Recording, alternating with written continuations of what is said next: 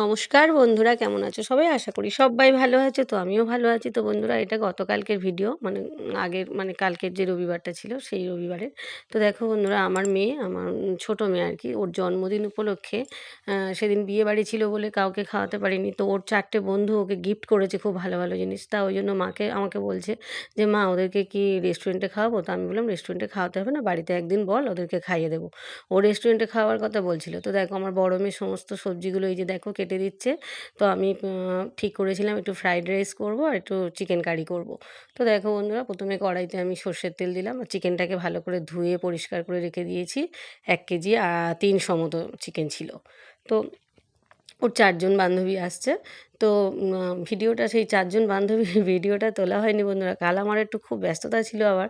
কালকে আমি একটু কলকাতায় গিয়েছিলাম একটা বিশেষ কাজের, মানে দরকারের জন্য আর কি গিয়েছিলাম। ফিরেছি অনেকটা রাতে।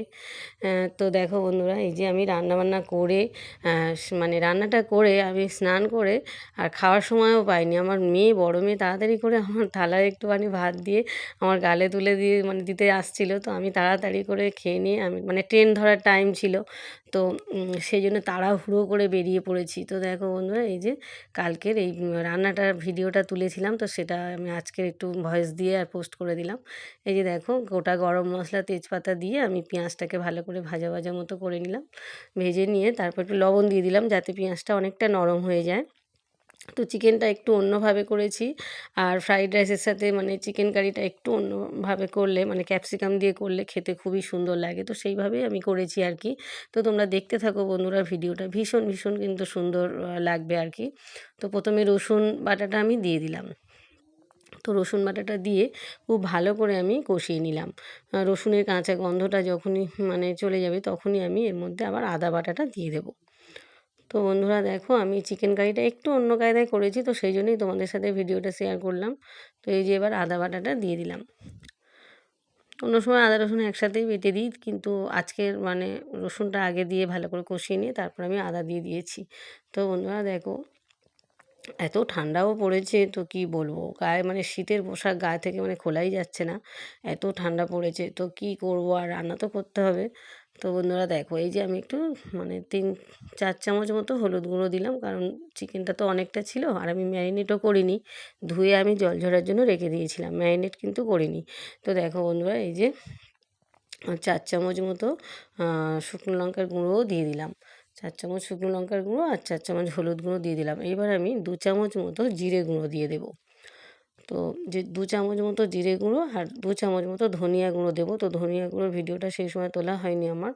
তো দেখো বন্ধুরা, এই যে আমি ভালো করে কষিয়ে নিয়ে মশলাটা, আমার মনে হলো যেন ভীষণ মানে তেলটা কম লাগছে, খুবই কম তেল মানে ছিল আর কি। তো সেই জন্য আমি একটু তেল দিয়ে আর একটু ভালো করে কষিয়ে নিলাম, যতক্ষণ না তেলটা ছেড়ে ওঠে আর কি। অনেকক্ষণ ধরে বেশ আমি একটু সময় নিয়ে আর ওভেনটাকে একটু মানে মিডিয়াম টু লো ফ্লেমে দিয়ে ভালো করে কষিয়ে নিলাম। এই যে দেখো, তেলটা যতক্ষণ না ছেড়ে যায় ততক্ষণ পর্যন্ত কষাতে থাকলাম। তারপরে আমি 2 চামচ মতো চিনি এর মধ্যে অ্যাড করে দিলাম।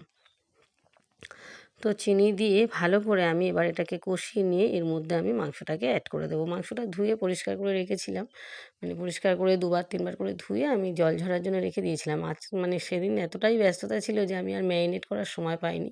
মানে কালকে খুবই ব্যস্ত ছিলাম আমি আর কি।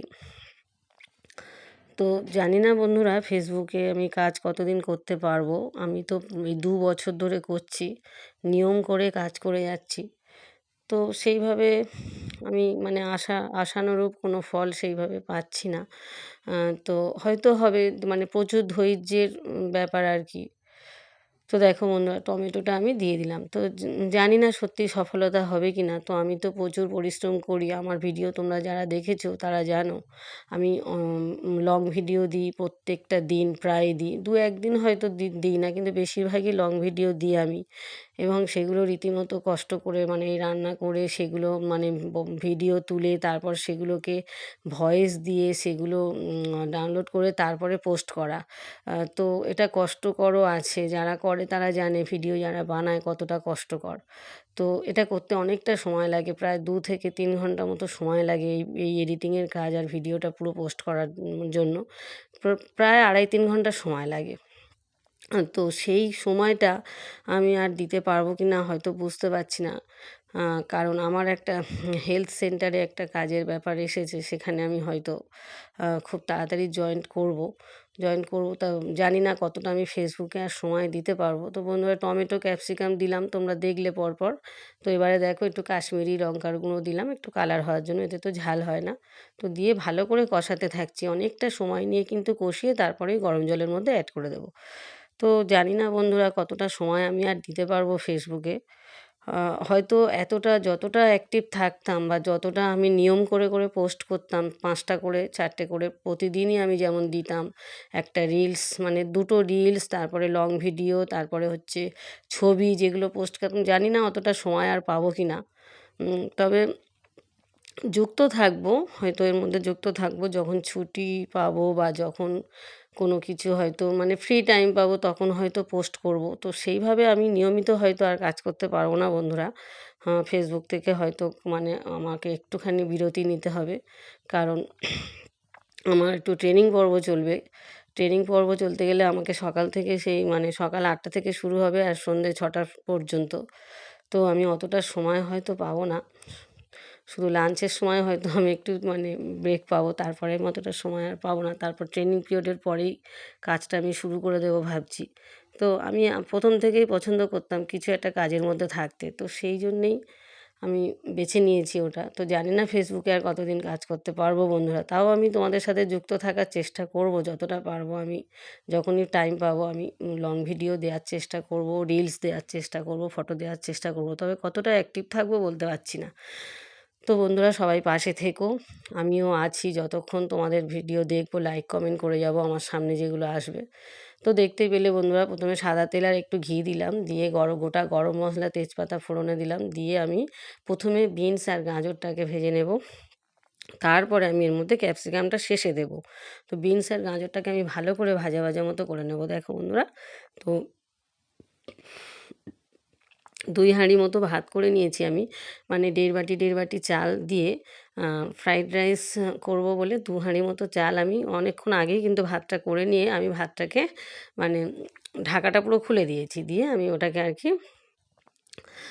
আমি আর কি গরম ছিল ওটাকে আমি ঠান্ডা করার জন্য পুরো মানে ঢাকাটা খুলে দিয়ে আমি ভাতটাকে শুকোতে দিয়েছি।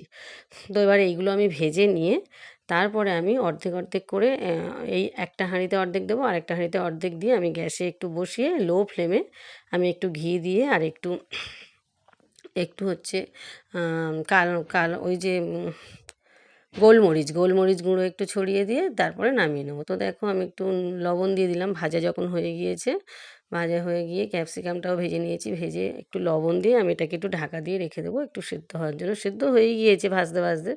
আর এদিকে দেখো চিকেন কারিটা সবে আমি জল দিয়ে ফুটতে দিয়েছি। তো দেখো এগুলো ফুটছে। তো বন্ধুরা, এই যে লং ভিডিও কিন্তু অনেকটা টাইম লাগে। লং ভিডিও এই যে 10 মিনিটের ভিডিওগুলো বা হচ্ছে এই যে আমি লং ভিডিওগুলো দিই, এগুলো কিন্তু প্রচুর সময় সাপেক্ষ আর প্রচুর কষ্টকরও আছে। তো সেই জন্যই অনেকটা সময় লাগে, তো 2-2.5 ঘন্টা তো লেগেই যায়। তো সেই সময়টা আমি আর পাবো বলে মনে হচ্ছে না। তো তাও আমি চেষ্টা করব বন্ধুরা, তোমাদের সাথে সবসময় যোগাযোগ রাখার চেষ্টা করব। দেখা যাক কতদূর কী হয়। আমি একেবারে ফেসবুক থেকে বিদায় নিচ্ছি না, ফেসবুকে থাকবো, কিন্তু তাও আমি চেষ্টা করব যতটা তোমাদের সাথে আমি থাকতে পারি। তো আমি একটু চিনি দিয়ে দিলাম, চিনি দিয়ে এই যে দেখো আমি 2টো হাঁড়ি ভাগ করে করে দিয়ে দিলাম। 2 হাঁড়ি মতো করেছিলাম ফ্রাইড রাইস। আমি ওই 1 কেজি চালের করেছিলাম আর কি। সেটাই আমি ভাগ ভাগ করে নিয়ে 2টো হাঁড়িতে করতে আমার সুবিধে হয়েছে। আমি ভালো করে এই যে সবজিগুলো ঘি ভালো করে মানে পুরো মিশিয়ে দিলাম একদম। খুন্তির সাহায্যে পুরো 2টো হাঁড়িতে মিক্সড করে আমি পুরো মিশিয়ে দিলাম। দিয়ে তারপরে আমি একটু লো ফ্লেমেতে গ্যাসে বসিয়ে দিয়েছিলাম। আর গোলমরিচের গুঁড়ো ওপর থেকে ছড়িয়ে দিয়েছিলাম। তো এইভাবে আমি ফ্রাইড রাইসও করলাম আর চিকেন কারিও তো ওদিকে আমার হয়ে গিয়েছে। শেষে আমি গরম মশলা, ধনেপাতা দিয়ে দিলাম। তো এই দেখো কি সুন্দর দেখতে হয়েছে, দেখো বন্ধুরা কি দুর্দান্ত দেখতে হয়েছে, আর খেতেও কিন্তু দুর্দান্ত হয়েছে। আর কাজু কিশমিশও দিয়ে দিয়েছি, অপূর্ব সুন্দর খেতে হয়েছে। তো ওর বন্ধুদের খেতে দিয়ে তারপর আমি রেডি হয়ে চলে এসেছি। আমি অল্প একটুখানি খেতে পেরেছি, সময় পেয়েছিলাম। তো ধনেপাতাটা ছড়িয়ে দিলাম মাংসতে। তো দেখো আমার ফ্রাইড রাইস আর চিকেন কারি কিন্তু একদমই রেডি হয়ে গিয়েছে। তো বন্ধুরা সবাই ভালো থেকো, সুস্থ থেকো, সাবধানে থেকো, পাশে থেকো, টাটা।